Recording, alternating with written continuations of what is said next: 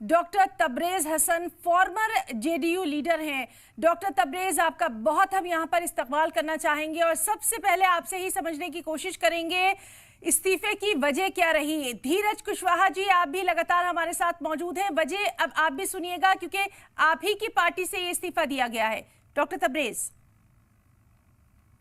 जी, सबसे पहले मैं आपका बहुत बहुत शुक्रिया अदा करता हूँ।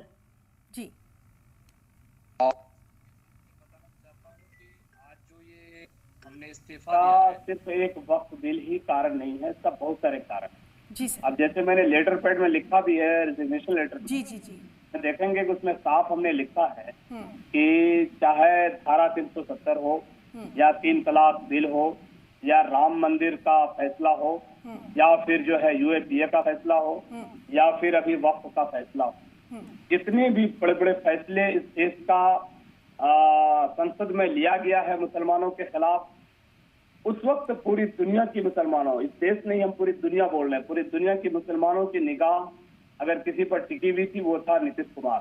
क्योंकि माननीय मुख्यमंत्री श्री नीतीश कुमार का चेहरा हमेशा एक सेकुलर धारा और सेकुलर विचारधारा का साफ छवि, एक ऐतिहासिक चेहरा रहा है। लेकिन आज माननीय मुख्यमंत्री जब सदन में जब पूरी उम्मत मुस्लिमा की जब एक निगाहें टिकी हुई थी नीतीश कुमार जी मुस्लिम समुदाय के साथ खड़े होंगे, लेकिन उस वक्त उन्होंने खड़ा नहीं हुआ। इससे पहले भी बहुत सारे बिल पास हुए लेकिन उसमें नीतीश कुमार ने कभी मुसलमानों का साथ नहीं दिया।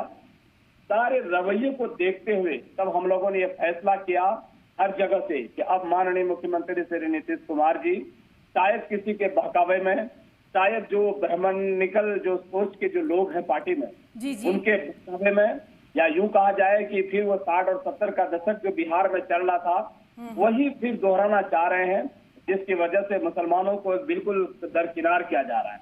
और आप सोचिए, इस देश में सिर्फ एक वक्फ अमेंडमेंट बिल सिर्फ मुसलमानों का तो नहीं है, हिंदुओं का भी है, बुद्धिज्म का भी है, सिखों का भी है, जैन का भी है, अलग अलग रिलीजन का, मजहब का है।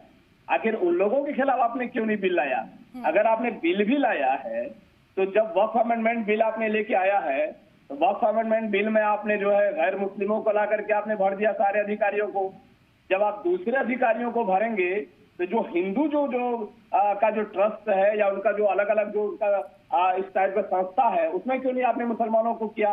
इससे पहले बनारस हिंदू यूनिवर्सिटी में एक मुसलमान राजस्थान का प्रोफेसर संस्कृत पढ़ाने के लिए चला गया तो पूरी दुनिया में और पूरी एकेडमिक की दुनिया में डॉक्टर तबरेज, यहाँ पर ये भी अहम हो जाता है ये जानना कि अभी क्यों इस्तीफा दिया गया। अगर इतने सारे इख्तिलाफात थे तो पहले ये कदम क्यों नहीं उठाया गया?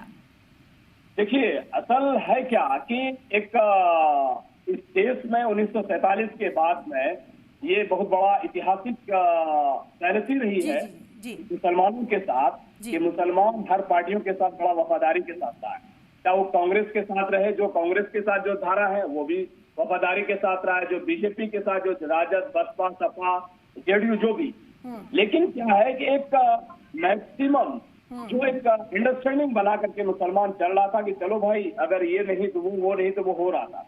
क्योंकि मुख्यमंत्री ने मुसलमानों के साथ बहुत सारा काम भी किया था बिहार में, एक उम्मीद की लहर जगी।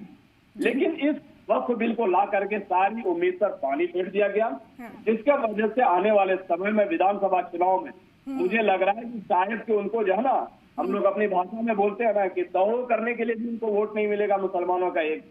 और जिस जगह पे बिहार में जहाँ पे मुसलमानों की बड़ी तादाद है, बिहार और उत्तर प्रदेश और हिंदी बेल्ट में, ऐसी जगहों पे जो सेकुलर धारा की जो पार्टी है वो मुख्य विचारधारा को मानते हुए मुसलमानों को कहीं न कहीं वो दरकिनार करने का प्रयास किया है। और हम लोग आज होकर के और हम लोगों ने पार्टी छोड़ दिया है।